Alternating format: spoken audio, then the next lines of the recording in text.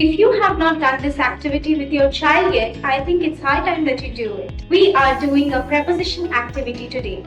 Now you might think that learning preposition at this age might be a little too advanced for the preschoolers. But no, actually helps them in sentence construction, learning the spatial relations, and also following your little instructions such as put the toy on the table. Hello. For this simple activity, we need very minimal items.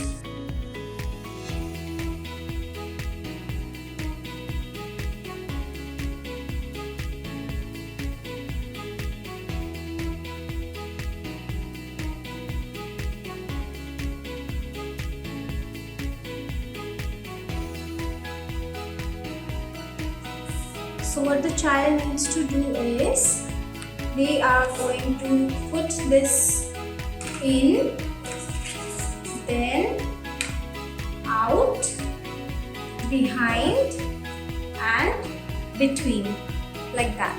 So I will give you this heart-shaped thing, and as I instruct you, you will have to place this accordingly. Okay? So are we ready? So give me a high five. Yay! Very good. Okay. Now I'm placing this in, out. Take it out. Very good. Now behind. Very good. And between.